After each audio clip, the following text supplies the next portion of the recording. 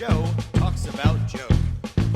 And now, your host, Joe Slepsky. Hi, everybody, and welcome back to Joe on Joe. It's me, your host, Joe Slepsky, and we are back this week for another episode of Joe and Joe Illustrated. This week we are covering G.I. Joe number 145. For you new listeners, what is this show? The show is the only podcast where I break down every single episode of the G.I. Joe cartoon, every issue of the comic book, page by page, panel by panel, episode by episode, in excruciating detail.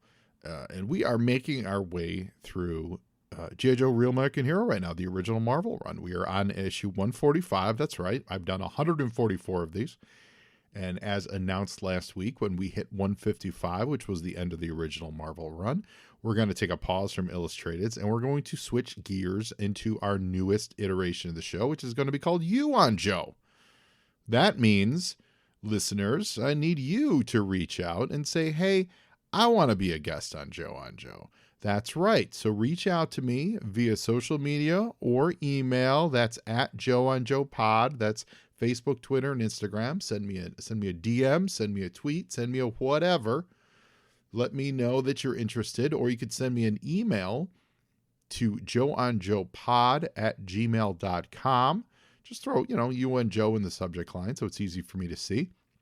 And let me know if you want to be a guest on the show. Now I know what you're saying. You're like, oh, just a guest. No, it's more about not just being a guest on the show. Certainly we are going to talk about you, and we're going to talk about you and your connection to G.I. Joe. But what we are talking about is, what is your specific favorite thing about G.I. Joe? One thing. And if you hear someone takes your specific favorite thing, then maybe your second favorite thing.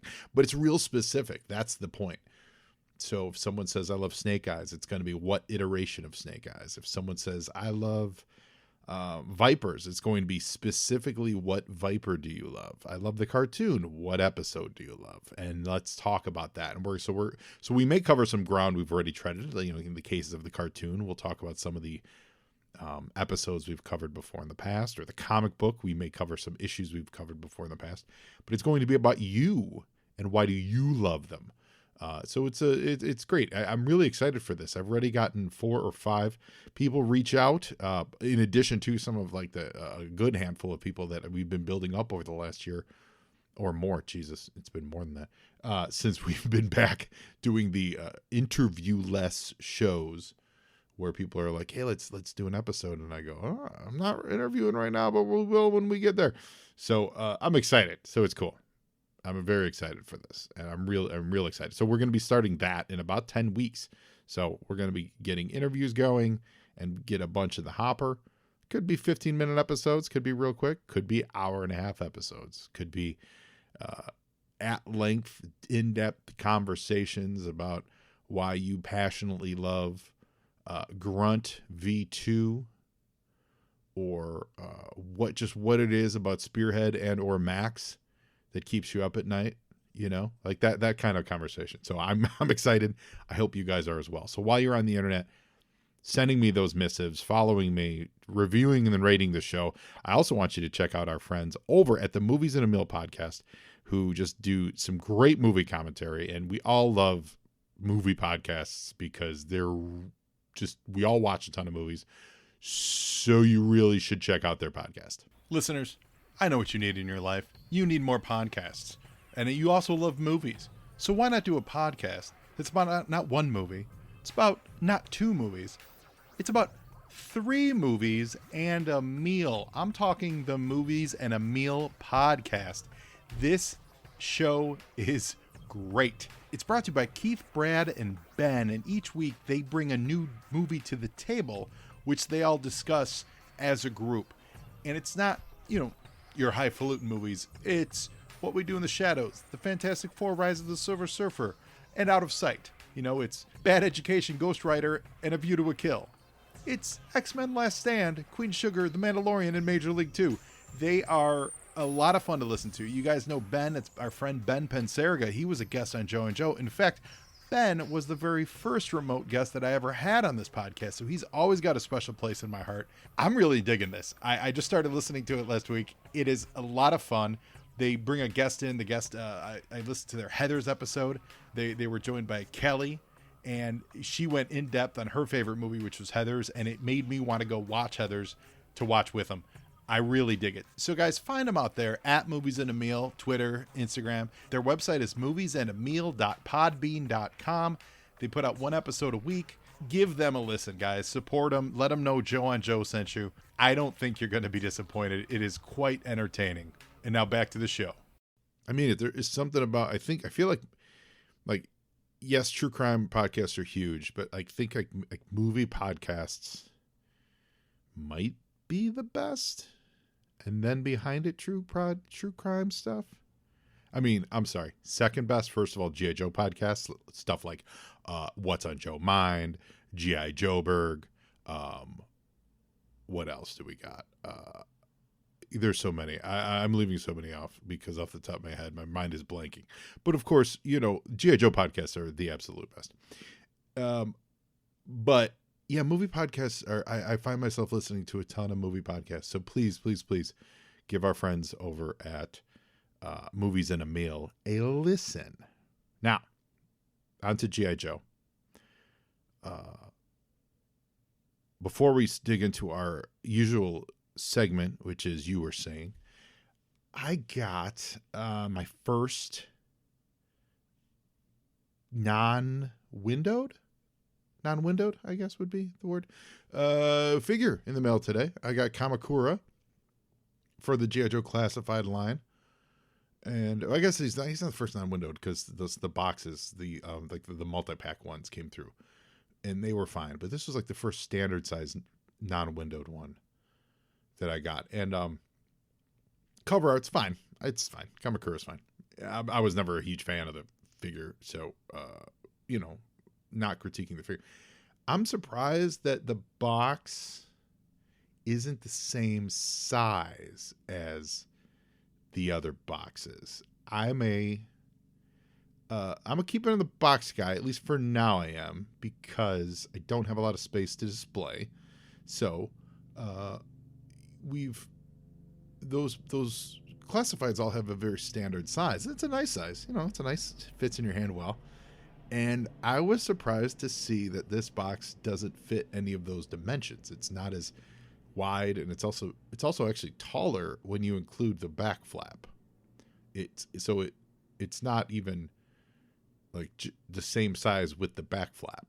It's shorter. The box itself is shorter than the regular classifieds. And then when you put the flap, that's not like a it's not a removable plastic tab that the other classifieds has. It's built into the box, right? It's part of the backing. So when you add that, it's like was it that Fletch line, like I'm 5'7", 6'3" with Fro.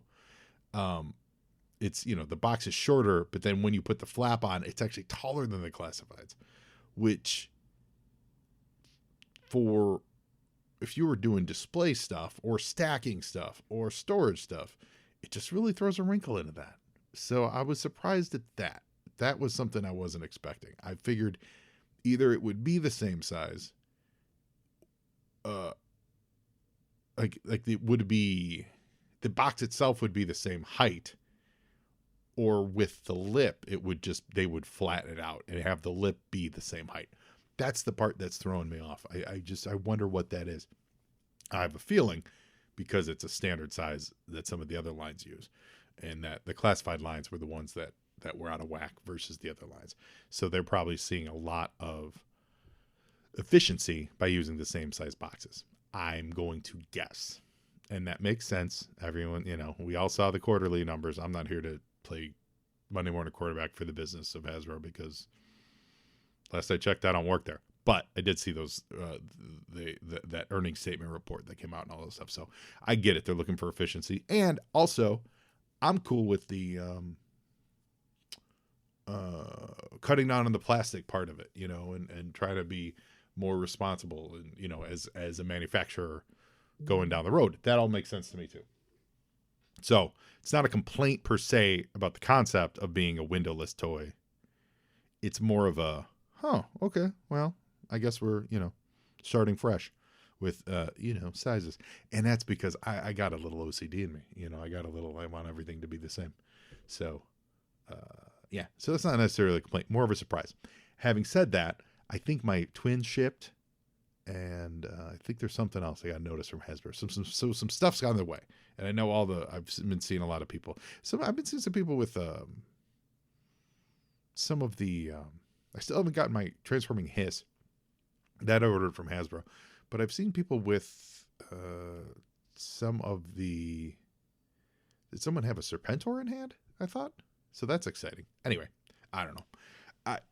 Listen, I'm not the toy collector. I don't know the details on all that stuff. I just know, I think it's cool. So it makes me happy. And you know what else makes me happy? You were saying? I was saying. Thank you so much. It's so kind of you, Stalker. I was. This is the segment where we look at other comic books that were on the shelf the month that G.I. Joe, in this case 145, was on the shelf. So it's cover dated February of 1994. That was month-wise, that was December of 1993. So we're going to look at February of 1994 for DC Comics.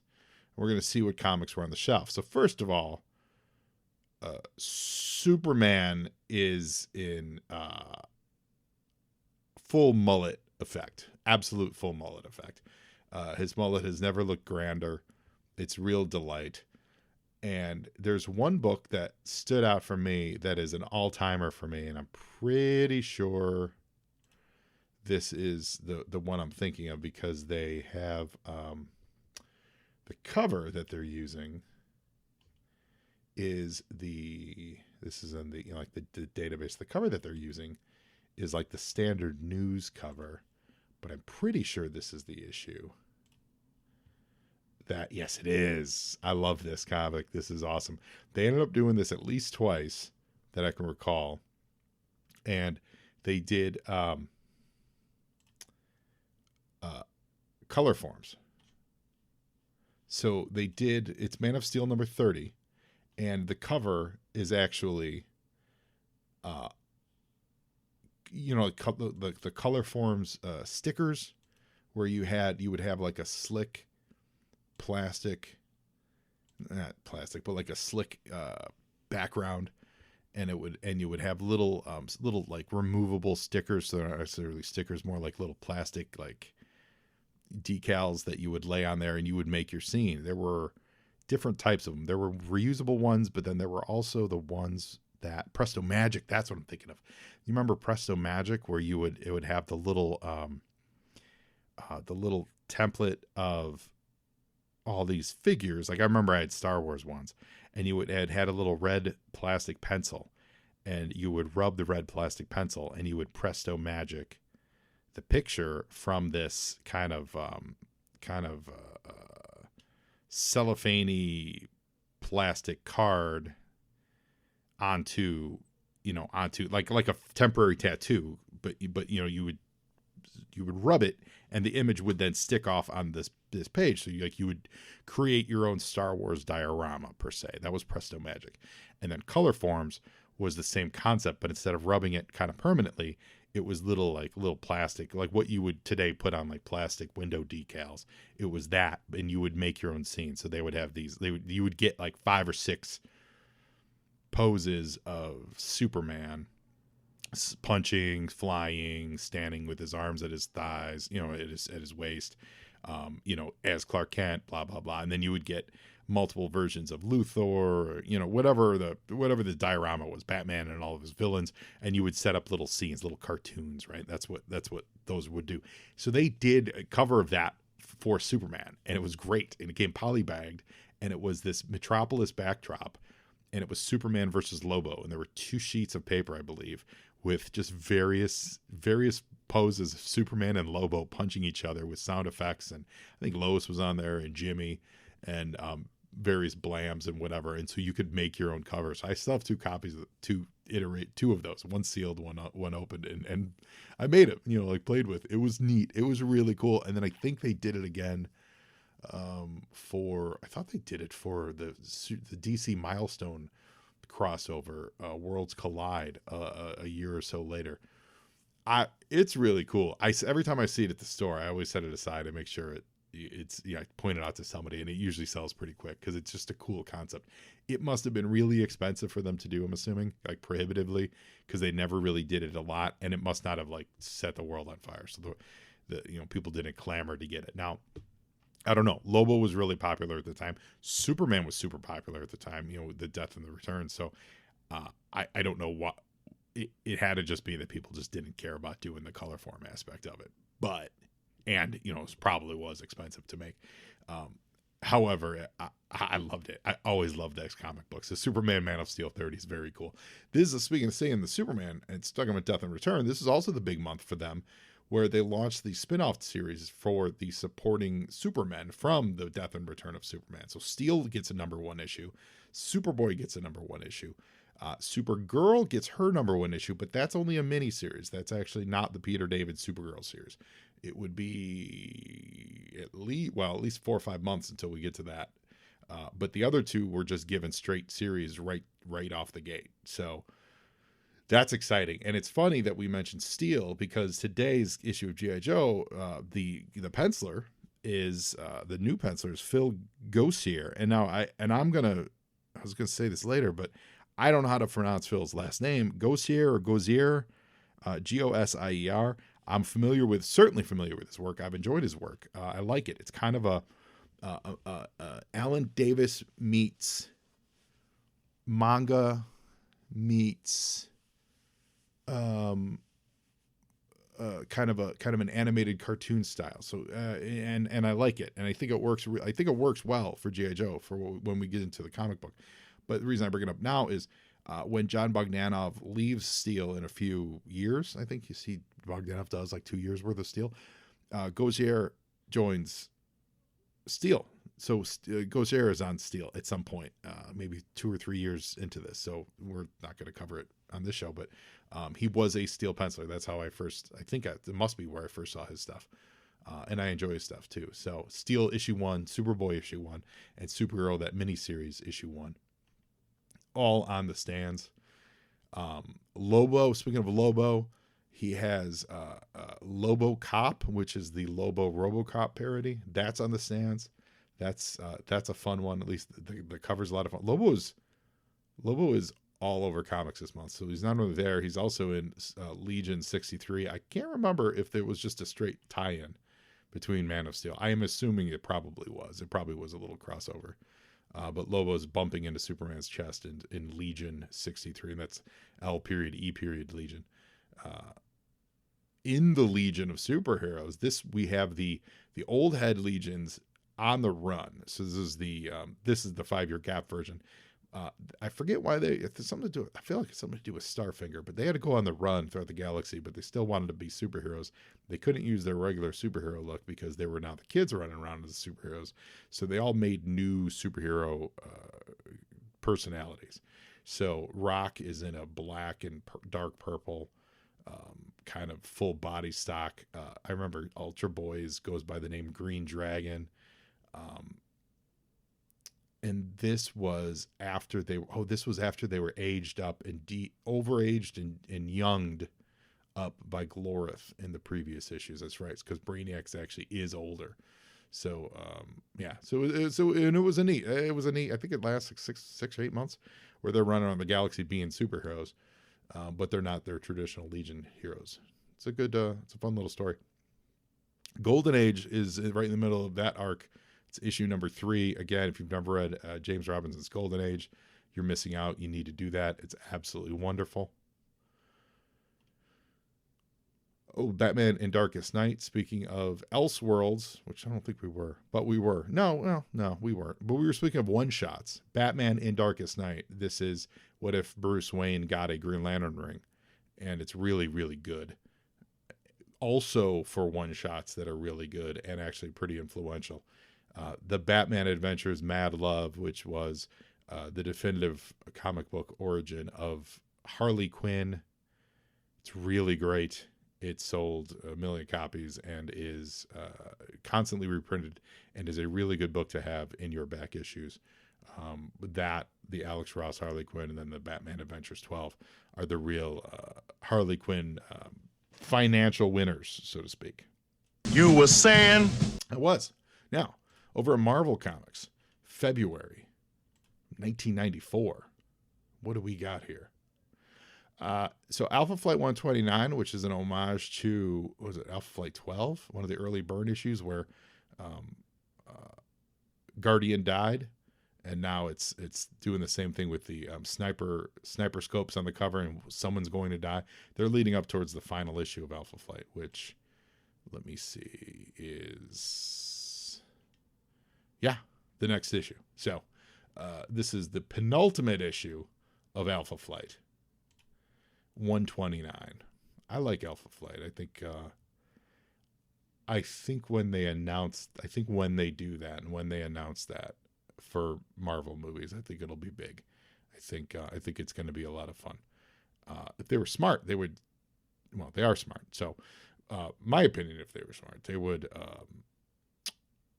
use Wolverine to launch that, because Wolverine's going to be huge. Whoever the next Wolverine is, and if you do the Wolverine as an Alpha Flight guy first, you get to launch Alpha Flight with Wolverine, and then have him be picked up by the X-Men. Like in their first movie or something like that, or, somehow tie that in, or have the Alpha Flight story be a Flash, but somehow basically use Wolverine to launch your Alpha Flight movie. I think you're guaranteeing yourself another franchise for sure. But Alpha Flight on its own is a lot of fun, but you do that Wolverine tie-in and everyone will flock to it, and it'll be great. And all of our back issues will go up in value. That's what I'm talking about, everybody. You're welcome back to the It's Only Matters If It's Expensive podcast. I'm your host, Joe Slepsky, and we're talking about value in comic books. Speaking of awesome comic books, Daredevil, The Man Without Fear, number 5. This is just the Frank Miller Daredevil, Frank Miller, John Romita Jr. Daredevil miniseries. Can't say enough about it. Can't say enough about how good it is, because it really is. Of course, Snake Eyes 145. Yeah, it's a roughish time. It's a roughish time for Marvel. There's a lot of books we're looking at here that didn't do anything. They didn't go anywhere. They didn't light the world on fire. But then in the middle of it, you get a Marvel's number 2, right? And then you get Mort the Dead Teenager 3, which is a fun, like a lighthearted comic book, but it's, they're not reprinting, they're not rushing out to reprint Mort the Dead Teenager, and Night Thrasher 7, Nomad number 22, Nova, the second series number, Night Stalker 16, original gross. Like there's just this, it's squeezing every ounce out of every franchise here. Punisher 2099 13, Punisher Invades the Nam, Final Invasion number 1. Well, that's the reprint of the Nam issues. Punisher number 287, Punisher Volume 2, number 87, Punisher War Journal 63, Punisher War Zone 24. A lot of Punisher, and a lot of books. Now, She-Hulk is coming to a end. Now, if you've, I hope you guys enjoy the show. I did. There were some issues with it, as far as like sitcom-y stuff. But overall, I liked She-Hulk. I liked the direction. I liked the breaking the fourth wall. Tatiana Maslany was awesome. Maslany was awesome. I thought they used the supporting cast too much, because I think the reason is because She-Hulk being on screen was expensive. So you end up with for a short half-hour-ish weekly, a lot of episodes, a lot of time was spent with the supporting cast, who I don't even still to this day know their names, nor do I care to know their names. Her best friend was cool, but everyone else I didn't care about. So when they would go on these lawyer adventures, I was like, I don't know who you are, and I don't care. Get back to She-Hulk. But I think it's because She-Hulk was expensive. So that's an issue. I think that's something that needs a little TLC. Normally, like for example, like if you're doing like sitcom stuff, yes, the side characters get their own stories, but that's only after they have multiple copious adventures with the lead. And so like there should have been no side story, almost no side story, I would think, without having She-Hulk involved. That would be my big note on that one. And you also absolutely wasted the potential of the Wrecking Crew. Completely wasted the potential of the Wrecking Crew. When I saw that they were coming back, I was like, okay, great. We're going to kind of, realize that it was a mistake to burn those characters like that, because Marvel has absolutely no mid-level bad guys that are currently fun to play with. And it turns out, no. Now, they could always bring them back, but it's so far, that was a waste. So that was disappointing. But anyway, I digress. This is You Were Saying, not You Were Watching. So, Venom, The Enemy Within, #1. Also a bad miniseries. Thunderstrike is on #5. I have a soft spot for Thunderstrike. I think it was fun. The fact that Thor was so popular at some point that it got Marvel Comics itself was so popular, it got a spin-off issue comic book, is amazing. And it did. And then he just disappeared. Eric Masterson just disappeared from the comics landscape. He was so popular because he really was. They gave him his own series. It ran for 2 years. And then the comics imploded. We're around that time. It's the end. The big implosion is starting to happen across the waves of comic books. I don't exactly know what date they attribute it to, but it's definitely happening. And you could see that in a lot of the quality of these books. Not that they themselves were bad or poorly told, but you see the IPs and you see the chase of the dollar instead of chase of the narrative in all of these, if that makes any sense. Like I said, six, what was there? 6 Punishers? 1, 2, 3, 4, 5 Punishers, You know what I'm saying. You get where I'm going with this. So anyway, that's what's on the stands for Marvel. You were saying. And now we also like to look at what was in the movie theater. So December of 1993, we're finishing up the year. You remember last month we had stuff like Perfect World, Addams Family Values, Mrs. Doubtfire. And in December, we roll into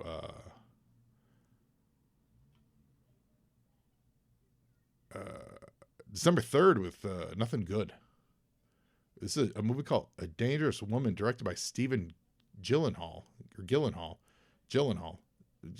Sorry, of course, it's Maggie and Jake Gyllenhaal's father, I believe. Never seen the movie, but never heard of the movie, got to be honest. And on December 8th, though, 6 Degrees of Separation with Will Smith. This was his first, if I recall, like big dramatic turn as a con artist in New York City. I think it was based on a quasi true story, or at least of a true character. It's good. It's underrated. It's a good flick, and we're gonna keep Martha's name out of his mouth, and not get slapped. Speaking of not getting slapped, Sister Act 2, Back in the Habit. Just listen. I think this is the one I've seen a bunch. Sister Act was delightful. It was charming, but Sister Act 2, Back in the Habit is an absolute banger of a name for a sequel. I'm sorry. It's great. It's absolutely great. Whoever thought of that, I hope you were properly rewarded in your job, because that's a great name for a sequel. What's not a great name for, well, it's fine, is Wayne's World 2. Give me a colon and give me a mission statement. Wayne's World 2, Cable's out, I don't know what, but Wayne's World 2 came out. Wayne's World 2, not as good as Wayne's World 1. Wayne's World 1, awesome. Let's see. We've got, December 15th. Serious movie. Schindler's List. Yeah. Really great, obviously, December 15th, big one. December 17th, the second Beethoven movie. So we've got Wayne's World 2, Sister Act 2, Beethoven 2. We also got The Pelican Brief, starring Denzel Washington and Julia Roberts. What's Eating Gilbert Grape? Ooh, and then here's a WWF film, Wrestling Ernest Hemingway. No, that's not a WWF film. I have, however, been watching a lot of WWF lately. I got Peacock, and I can't stop watching Saturday Night's Main Event original stuff from 1986, 87. It is awesome. It is absolutely fabulous. I love it. I can't stop watching it, and it is unlocking memories that I forgot I had of people that I forgot existed, and it is an absolute hoot. But again, this is Joe and Joe, not Joe and Wrestling. Philadelphia, December 22nd is huge. Tom Hanks, Denzel again. I didn't realize Denzel had 2 movies going against each other, Philadelphia and Pelican Brief. Philadelphia, wonderful film. Bruce Springsteen soundtrack, amazing. I believe Springsteen won the Grammy for this song, which he should because it's amazing. And then Christmas, December 25th of this year, Batman the Mask of the Phantasm, possibly the greatest Batman movie ever made. It's in the running for sure. Grumpy Old Men was on Christmas Day that day. Grumpy Old Men's really, really funny. I really like that movie. Jack Lemmon, Walter Matthau, and Margaret Burgess freaking Meredith. Daryl Hannah, Kevin Pollak, Ossie Davis, Buck Henry, Christopher McDonald. I mean, all those names, those are all great. And Grumpy Old Men really holds up. It's a very funny movie. Also Tombstone that same day. Wow. I'll be your Huckleberry. So Tombstone, Batman, Phantasm, Grumpy Old Men, all on the same Christmas day. That's really great. And that's kind of something for everybody. The young kids, all the dudes. So the young dudes, the old dudes, and the middle-aged dudes. And the women were still seeing Philadelphia and Pelican Brief from the weekend before. So that actually makes a whole lot of sense programming-wise. Makes a whole lot of sense. All right. So there you go. You were saying? And now, mass is ready. That's right, Destro. We're talking G.I. Joe, number 145, starring Snake Eyes. But again, not really in the book. They do give you 1 page of Snake Eyes, which I feel like is a total nod to the fact that they knew Snake Eyes was going to be on this cover. So we have to mention or show Snake Eyes briefly. But we are long past the title needing to have Snake Eyes in the title. I wonder if that was a contractual thing. Like they said, let's do it for a year and see how it plays out. Because even back then, it's not as long. It's getting better as far as sales numbers. Sales reports are getting closer to, quote unquote, real time. But it would still be a few months before they got a lot of their sales reports in. So I wonder if that's, because they should have dropped the Snake Eyes logo at least a few issues ago. Let's put it that way. In this issue, Cobra Commander wins. That's a great title slug. I don't know that is necessarily what happens in the comic book. He makes some moves. He's on this cover. It's a Phil Gauzier cover. Gauzier. I got to figure that out. Gauzier, Phil Gozer. Gauzier, Gauzier, and Gozer. Like Gozer, like Ghostbusters. Gauzier, like if you're pronouncing it like French, and then Gozer,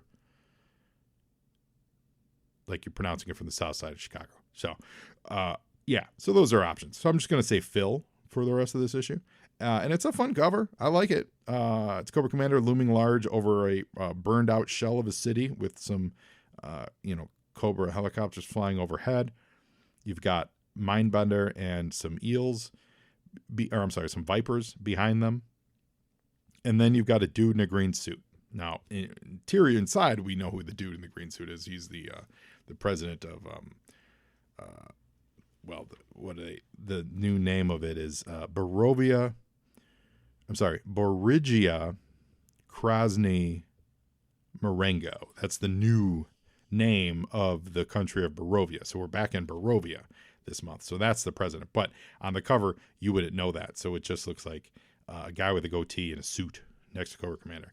But it's good. It's good. I don't think he really wins, but it's good. Yo, Joe! Threads and Resolutions. Script by Larry Hama. Pencils by Phil. Inks by Chip Wallace. Coloring by Chie, Chie, Chicago. So that sounds like a team of people. Lettering by Vicky Williams. Editor Mike Lackey. Editor-in-Chief Tom DeFalco. And I gotta credit Phil, man. He starts out with a bang. This is a banging, really full, really nice looking splash page. There's a lot going on. Worm's eye view of Cobra Commander in a tank with lots of explosions, lots of helicopters flying overhead, missiles flying everywhere, and we get to nice underside renderings of everything. But we get introduced to the capital of what was formerly Barovia and is now Borigia, Borigia, Borigia, Krasny Marengo. And you guys remember Barovia? That's the country where the Joes were originally held in the Gulag. I'm talking about Stalker, Quick Kick, Snow Job, or Outback escaped, and then Snake Eyes had to sneak in to free them. And in doing so, they met the White Clown and Magda. And then we've come across those two multiple times over the years. And last time, Magda was being held up as the leader of Barovia, but it was like a people's revolution. And so we didn't, power was constantly shifting. And so it turns out we're going back there. And Cobra is... the Cobra Commander adores the civil strife that accompanies the dissolution of national political entities. So the country is in a state of upheaval and Cobra is getting paid. Yo, Joe! This Viper is toadying up appropriately. You're always right, Cobra Commander. This is the last, this thing, the building they just blew up, that's the last stronghold of the Liberal Democratic Freedom Fighters, which is the White Clown and Magda. And then the guy on the cover is Metz. That's Cobra Commander says, better radio or puppet, Metz. Tell him to come up from the safety of the rear. So Metz has been hiding in one of the Jeeps in the rear while all the fighting happens up front, which, traditionally was always, Cobra Commander would be in the rear, but now he's taking a frontal leadership, and he has to. And remember, he has to because they've whittled down they've whittled down the cast of his the supporting members of Cobra, right? So he doesn't have that inner circle anymore. So it's Kim and a bunch of Vipers. So you need someone up front, and they just resurrected Mindbender, but then as we learn in this issue, they also kicked out Zorana. So they've kind of forgotten about Cesspool. He just drops off. You know what I mean? And this is, I imagine, heavily influenced because that's what the Toyland was at the time. Toyland, with all the Cobras, were really just all Vipers and iterations of Vipers and army builders. And then multiple, second versions or third versions of the existing Cobra crew. They kind of stopped expanding that main Cobra inner circle. You know what I'm saying? So you get Cobra Commander running things, but also literally in the front of every fight, which I'd rather him running the show and having other people do the fighting. That's kind of my favorite era when it comes to this stuff. So we actually see the White Clown and Magda being brought prisoner by a couple of Vipers in front of Cobra Commander. Now I like Phil's pencil. So earlier I said it's kind of like Alan Davis-y meets like a little manga-y, because the figures have a little, manga might not be, the figures have they have a cartoon buoyancy to them, let's put it that way. And then there's a real there's the fluid line work of an Alan Davis, in the sense that everything feels soft, like their faces.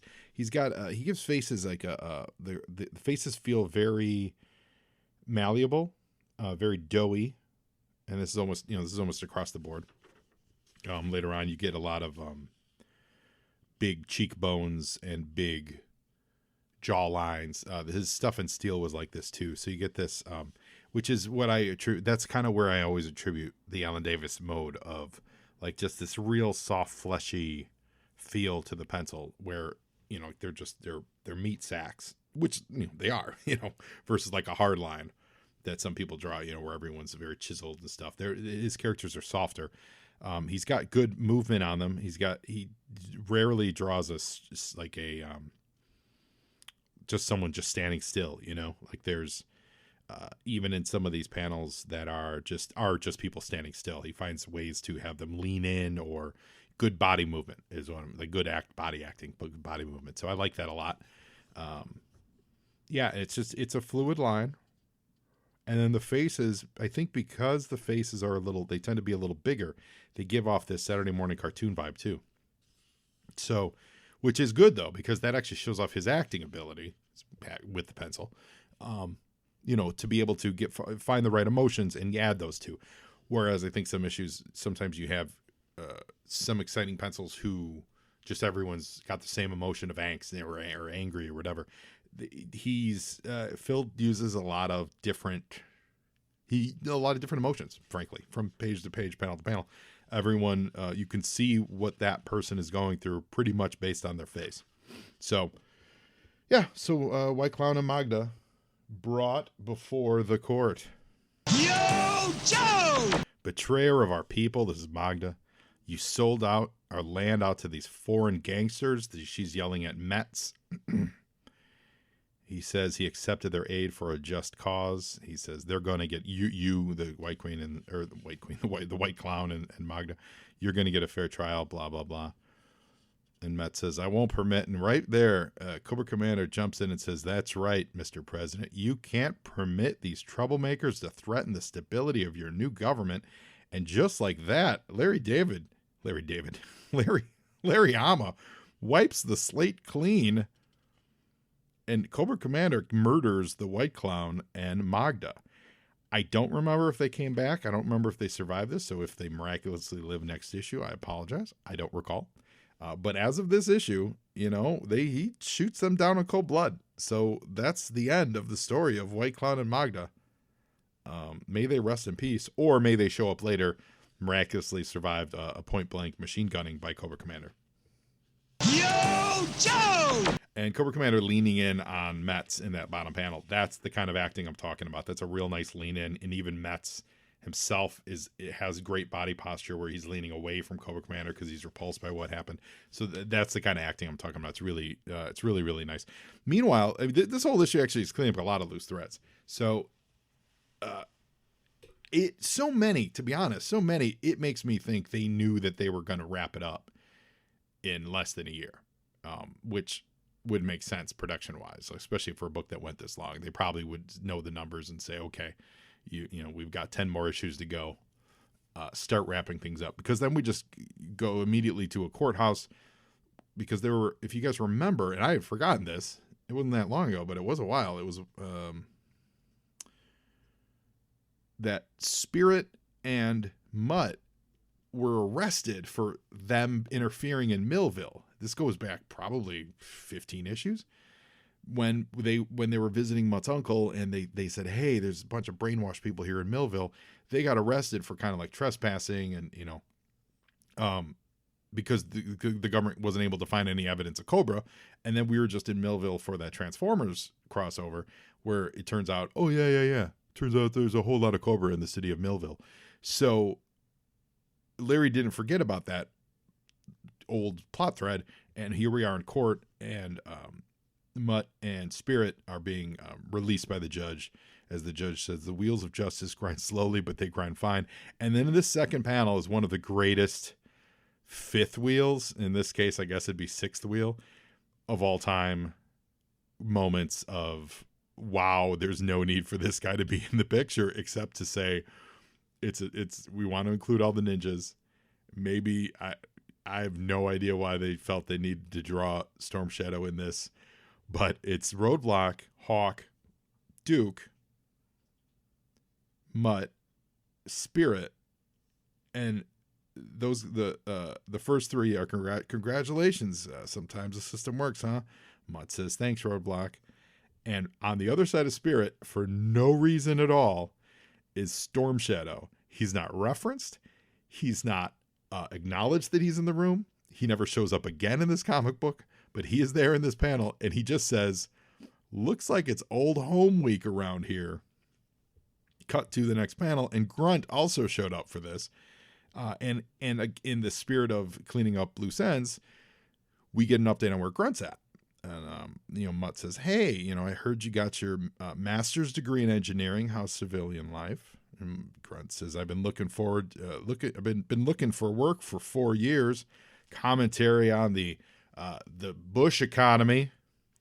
And Mutt says, times are tough out there. How about coming back in? We could sure use you. And then here we get an unshaven Duke, which is kind of a rare sight. Says, the world is changing. This country sure needs engineers more than it needs guys who jump out of airplanes with knives in their teeth.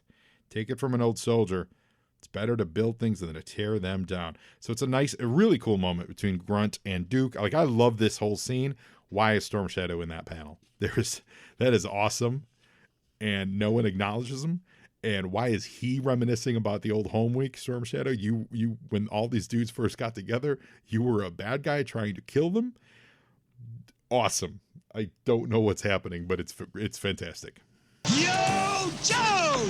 But it's a great segue, that conversation with Duke and Grunt, to Arlington National Cemetery. We get a 2-page visit.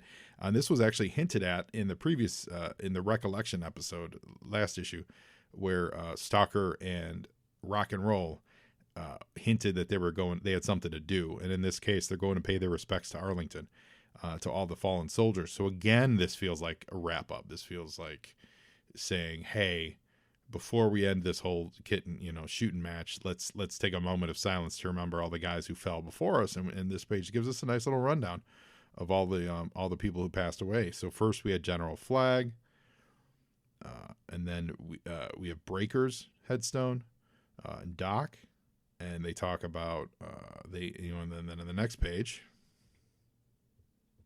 Yo, Joe! they talk about Crankcase, Crazy Legs, Heavy Metal, Quick Kick, Thunder, Avalanche, Blaster, Blocker, Dodger, Knockdown, Maverick. Cool Breeze gets a mention. Hey, Cool Breeze. And then Mangler. And in a nice bit of introspection, he says, Rock and Roll asks, what's it all for, Stalker? Stalker says, You were saying? I'm just kidding. He says it's our job to do the unspeakable and be forgotten. We remember our own, though, that we do. And it's a lovely sunset or sunrise, rather. I don't know if it'd be sunset or sunrise, image of Arlington as the sun's, let's see if it feels like it's setting over all the gravestones and all that stuff. So it's a nice moment of reflection to show that these guys are human. There's real cost to it.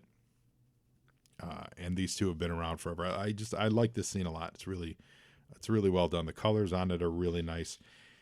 When you look at the faces on Stalker and Roadblock, or Rock and Roll rather, in this panel, that's what I mentioned earlier, where Phil's faces have this like squat feel to it. He's big jawbones, big cheekbones, kind of a flat face look to it. Not flat, I guess not flat face, but like a squarish blockhead kind of style. And that often can give really, it gives you a bigger, a bigger canvas to draw the facial expressions. So if you're good at that, which I think he is, he does pretty well with it in these books. The bigger the canvas, the more detailed you can be. Yo, Joe! Now, thank God we go back to Transcarpathia and Destro's castle. Oof. If you can hear that sarcasm, it's because I don't know. At least no one's trying to take over the castle. Although maybe they are by the end of this issue. You know me, guys. I'm done with the whole takeover of Destro's castle stuff, and I don't care for it. I don't know why we're supposed to care for it. If Destro and Baroness are going to be there, then just let them be there and be retired. I don't know. I don't know. I don't want to be that guy, but I'm not enthused about Destro's castle any longer. But we go back to Destro's castle. And remember, Transcarpathia is right next to Barovia. So they can see a lot of the fighting kind of right over the mountains from there. And they're living this weird thruple life with Zartan. So, Destro has some, stoic things to say about democracy. The last gasp of democracy in this region. The extremists are winning and the moderates are being slaughtered. some notes that ring true even today here in America. Greed, hate, and ignorant pride are triumphing over charity, compassion, and reason. Those are all good things from Destro. I like me a noble Destro. Don't get me wrong. I do. I really do. But Zartan just hanging out with them, doing what? I don't know. That's the weird part. Like, he's went good, but to what? Like, to do what? So he's just hanging out with them. And Zartan notices through his binoculars that there's a hiker, or actually, sorry, Baroness is the one who notices it. A hiker is making his way towards the castle. Yo, Joe! And, you know, if you guys remember this castle, there's one road. It's really narrow. It's windy. It's treacherous. So anyone heading there is not, you know, they're not lost per se. So Destro rightly says, I suspect this might be something more sinister. But as we show them walking down the stairway, he says, Destro has got a few surprises for them if someone does try to attack. And it's a giant, I don't know what it is, but it looks like some kind of like thermonuclear missile, like an ICBM or something like that. Probably this will tie into what's happening in the next few issues, which we get a tease of later on in this one, which is happening in space. So that seems to be what's happening here, is they're foreshadowing this might be Destro's space vehicle. So they get down there, and there's this stranger who's trespassing, and he pulls back his hood, and it's Billy. I guess if you're feeling that inhospitable, I'll just be moving on. And Destro welcomes Billy like he were his own son. And Zartan is so pleased to see Billy. Zartan, remember, who murdered and impersonated the blind master. Baroness, who brainwashed Billy to kill his own father. Destro, who also brainwashed Billy to kill his own father. Billy! Yo, Joe! And I like Billy, don't get me wrong. It's just, you know, I thought Billy and Storm Shadow were tight. Anyway, so in Borogia, Krasny Marengo, Corps Commander sitting in the head capital place. And this is where I get a little confused. So Mindbender is celebrating as well. And I like this drawing. I like Corps Commander on the throne. It's fun.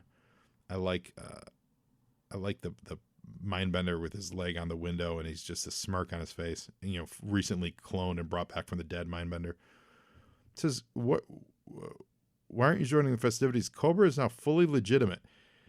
We are the power behind the government of a real country. Cobra was a real country. Did I miss this? Did I miss the dissolvement of Cobra Island? Cobra had a consulate building. Cobra had a place at the UN. I don't remember that being revoked. I've done a lot of these, and I know like the building got blown up, but that doesn't mean Cobra Island itself isn't still a recognized superpower. I don't know. That seems weird. And maybe I'm completely forgetting that issue where someone said, Cobra Island, you're no longer a country, but they were. So I don't know what Mindbender's celebrating here.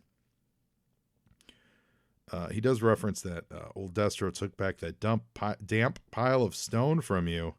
Then you took it back from him. Now he has possession of it again. Frightfully feudal, isn't it? Which is a funny recap of the last 30 issues of this G.I. Joe comic book. I feel like Dr. Mindbender and I are on the same page there. But Cobra Commander wants it back. So guess what? Once again, we're going to fight over Destro's castle. Yo, Joe!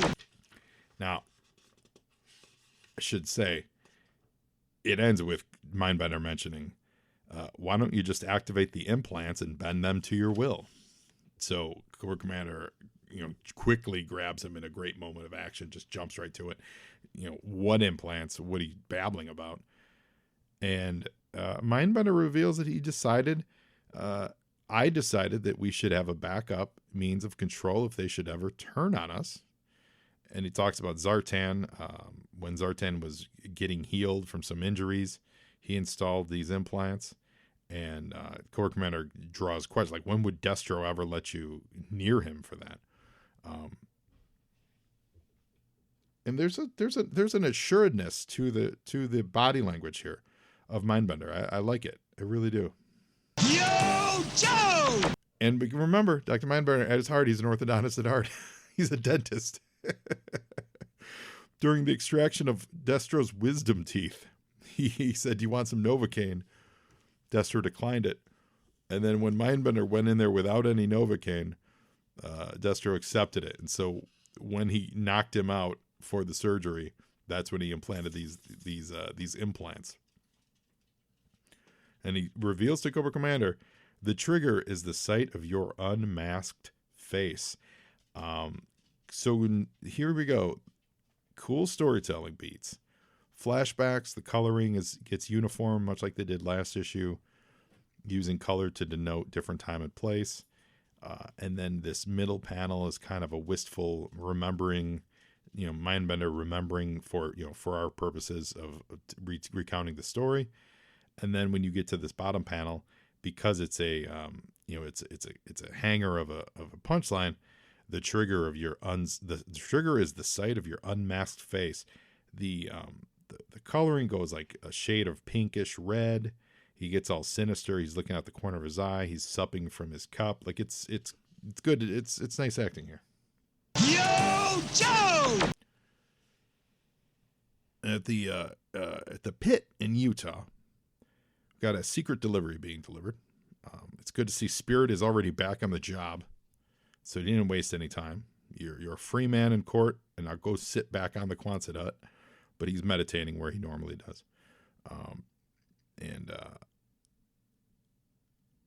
Who is this? Clutch is driving. Clutch is driving a car, and it's interesting that, everything's got to be top secret, right?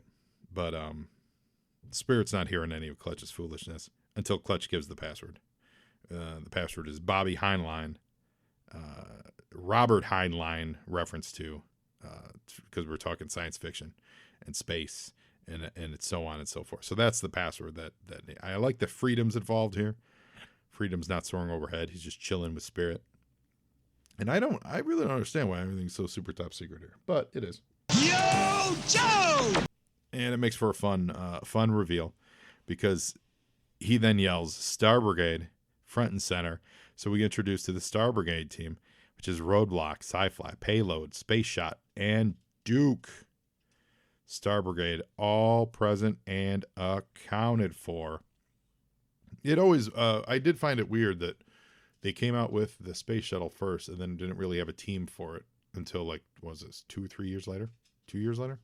So we're finally catching up with a sub team to match the space shuttle, the Defiant.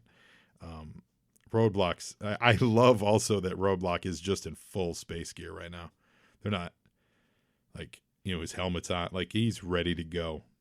Everyone's ready to go. I like Sci-Fi. He looks good. They all, for space outfits, they all look pretty good. Got to say. Yo, Joe! In the New Jersey marshlands, now we're checking up on our Dreadnoks. We haven't really had a proper Dreadnought check-in a while. This is at their gas station. We've got Zanzibar, Monkey Wrench, and Buzzer, chocolate donuts and grape sodaing everywhere. We just get a little bit of narrative lifting here. Zartan going off and getting all reformed, and Zorana getting all buddy-buddy with Cobra Commander. Even the Joes aren't interested in hassling the Dreadnoks. The world has gotten meaner. Evil is now serious business. And as they say this, just because she's a Dreadnought, Zorana drives through the front window on her motorcycle.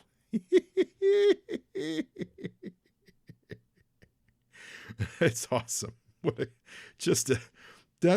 That's kind of what's really great and fun about comic books, that you couldn't do this in live action, right? Like you would have to have a reason for her to bust through the window, just for no reason. But in comics, you just do it. You just have her drive through the front window. I guess you would.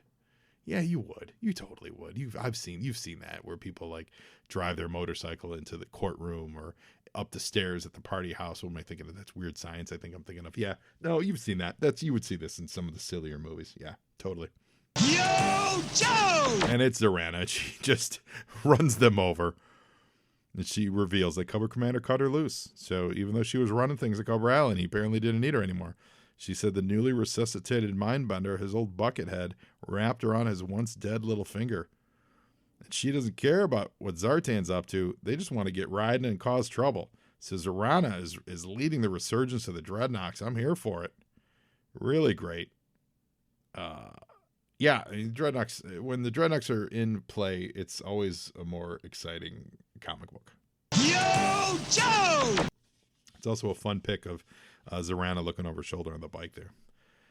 So over in Utah, that big ramp, the loading ramp that we always move up, is the Defiant. The shuttle transport is rolling out, and they're getting ready to launch. So it's getting things in place. Again, this transport for the Defiant it moves much faster than the actual shuttle transport. So they have state of the art transport capabilities, more so than NASA ever has. Yo, Joe! All systems go. Umbilicals disconnected. Fuel pumps at pressure. We are at pre-ignition. Duke's excited. Everything's secure in the cargo bay. All equipment secure and personnel are strapped in. Space shot. Standby. 5, 4, 3, 2, 1. And we get a nice little liftoff from the mobile gantry. Defiant goes off into space, and it's a fun layout. I like it. So it's like a full splash, but with the inset overlays of the guys in the cockpit and everyone getting ready to count down and all that stuff. And then you get the rocket trail off on the right side of the page, the right side of what would be a full splash page. But since really all you care about is the rocket, that's all you really need to know. And then that space and stars are in the back. It's a nice use of it, and a good angle on the launch too. It's like a half moon kind of boomerang look as it trails off into the night sky, which gives movement to the page and depth. Yo, Joe! And now this is the page that we have to include in order to keep the cover logo of Snake Eyes. In the High Sierras, there's a wolf howling, and it's Timber. And what are you howling at? It's Scarlet in front of a campfire with Snake Eyes in front of the campfire. Snake Eyes is whittling something. Hold on. He's like whittling like a wooden Indian. And they can apparently from the High Sierras they can see streaking through the night sky, which is cool. They can see the Defiant. It says, "Oh, it's the G.I. Joe space shuttle. They're off on another mission, but they're gonna have to do without Scarlet and Snake Eyes and Scarlet for a while." So we've justified keeping his name on the front cover, and you know I love Snake Eyes. Yo, Joe! In Spanish Harlem. This is cool. So we see that G.I. Joe Ninja Force, they're taking up residence in what would be the Softmaster's old haunts, the one that we first visited way back, in 2026? Was that the first time we went there? When we first got Snake Eyes' origin? So the Ninja Force is taking over there. Kim Arishikage is there, Jinx, and Slice and Dice, or not Slice and Dice, but Budo and Shebang and the Ninja Force. Except, of course, Storm Shadow, because he's still hanging out in court, waiting for his high five. So these guys are moving in Spanish Harlem, and there's some local youths that are giving them the guff, giving them the business. Look who's moving in and bringing down the property values. Hey, your mom's dresses you funny, you know that?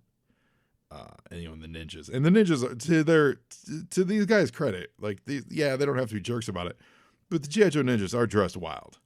Absolutely wild. And one of them pulls a gun from his pants. Yo, Joe! And the ninjas do the quick martial arts disarming, shoop, shoop, shoop kind of moves. That'll teach them to mess with the G.I. Joe Ninja Force. They run away. And then there's a secondary group of younger kids who, this panel, I can't say I'm a big fan of. The one kid literally looks like a Pinocchio puppet, and they look very much like cartoon kids. It's drawing kids are tough, though. I gotta be honest, drawing kids are tough. Even some of our favorite, like, I don't like John Byrne's versions of children. John's Byrne versions of children look real creepy, like when he draws Franklin. I don't always. So it's hard to draw kids because their proportions are different from adults, or they're the same proportions but they're smaller, and so it looks weirder. So when you try to make it, it just looks weird. I'm not here to, I can't diagnose why, but drawing kids is always odd. And this panel doesn't help that argument. So I'm not, that kid is made of wood is all I'm saying. The kid at the bottom right in this yellow panel, the kid that has, and he's got nothing to say. All the other kids are talking. One kid says, "Dag, you snatch those pieces." And the kid says, "Those dudes are bad." And this dude, who is literally made of wood, says nothing. Yo, Joe! But they get invited to train at the dojo that they're going to open up here at Softmaster's old place. And they say, classes start right away. You're going to teach people how to do that? Like, how much is it going to cost? And he says, nothing. It's free. And they say, nothing. Like, who can show up? Anyone can show up to be trained in the martial arts. It's training the body, the mind. It benefits those who have not mastered violence and will always fear and abuse it. They say, nothing's really free. Like, are you going to, like, expect payment? And Jinx says, okay, man, listen, we're soldiers. What we hope to get out of this is maybe a future where we won't be needed. Yo, Joe! Which is a great bit of foreshadowing, and also, thematically ties in with that trip to the cemetery. Thematically it ties in with Snake Eyes and Scarlet taking some R&R, like chilling. There's a lot in this book that tells me Larry was told the book was ending at 155. So, yeah, so it's good, and it feels that way. I mean, it feels good though, but it feels normal, right? It feels natural. Like this is all just kind of coming to a close. So in Transcarpathia, they're all living happily. Destro and his now foursome, they're all happy and smiles over dinner. And Billy's catching him up on where he was at. And suddenly there's a knock at the door. Now, someone like Destro, I can't imagine Cobra Commander would be able to walk up to the front door and knock without any kind of early warning alarms going off. So that's peculiar. But he gets to the front door and he knocks. And they open it. And it's Cobra Commander saying, I was just over, which is, for the record, I love this sequence because it's funny and it's hilarious and it's crazy. But he says, I was just over in the next country undermining the moral fiber of the new government, and I thought I'd drop by and offer you your old job back. So that's fantastic. It is great, but it's, I feel like if this were the start of the book, alarms would have went off and they would have, they would have busted up from the table because there was an alarm. But Destro's to a used door-to-door salesman, not interested in the least. And Cobra Commander rips his hood off after being called Ragface by Zartan. He says, speaking of faces, ta-da, I can see you're just stunned. And the look on Zartan and Destro's faces are one of astonishment. We don't get a good look at Cobra Commander. He does have a ponytail. His face is mostly in shadow, though, so it's not like we get a good reveal of his face. But, as Mindbender said, that's the trigger for these implants. So, next issue, Star Brigade. Awesome. Postbox from the pit. We've got a message from the editor talking about how great they are, or how excited they are for heading up to issue 150. And they're very excited about that. I feel like they know it's going to end in 5 issues, so they just want to squeeze the most they can out of that 150. And but he does rightfully so. He gives deserving of honors is Larry Hama, whose lengthy run in G.I. Joe far outshines and outdistances any writer's run on any Marvel comic ever. For the record, a close second is Mark Grunwald's stint on Captain America. So congratulations, Larry. Now he's saying this because Chris Claremont had stopped writing X-Men at the time. I'm sure if Claremont was still writing, they also would mention X-Men. Claremont's stint was, I think his stint was 15 years, all told, of Uncanny. I think when you add in all the extra stuff and all the stuff he's done over the years, like timeline wise, his total volume is closer to 20. You know, like he did like Extreme X-Men for 3 or 4 years, things like that. Yeah, but Claremont's Claremont's on that picture too. But yeah, so it's a little, and we got some messages from Vivek Gandhi from Jamaica, New York, Brian Bolding out of Euless, Texas, Michael Alex Kawa out of Las Vegas, Nevada, Jamie, I think it's supposed to be Jamie. I think it is Jamie. Not supposed to be, no offense. Jayme, so I think it's Jamie Kramer out of Dyersville, Iowa or Louisiana. My eyes are terrible. I think that's in LA. Louisiana. I think it's, yeah. And hold on, we're gonna find out. Iowa. The print on this page, and I looked without my glasses even, it looks like an L and an A. But it is an I and an A. So Dyersville, Iowa, Jamie Kramer. And he's asking about, are they going to bring back Firefly? Are they going to do G.I. Joe 2099? No, but they do have big plans for 150. They're not talking about if Firefly is going to return or not. And then he mentions you should bring back the profiles and dossiers. And they said Larry used to write the dossiers for the comic book and the toy packaging, but he hasn't been doing them lately. This certain mutant berserker with adamantium claws and a bad attitude told him not to. So they're referencing the fact that Larry is now splitting his time with the Wolverine book. So exciting. I dig this issue. It's good. It's fun. It's one of those transition issues, but I really like the themes, the stuff we talked about of wrapping things up and kind of, we're this is the end, beautiful friend kind of stuff happening here. So yeah, G.I. Joe 145. I hope you guys enjoyed it as much as I did. And now you, Joe, and Joeing is half the battle.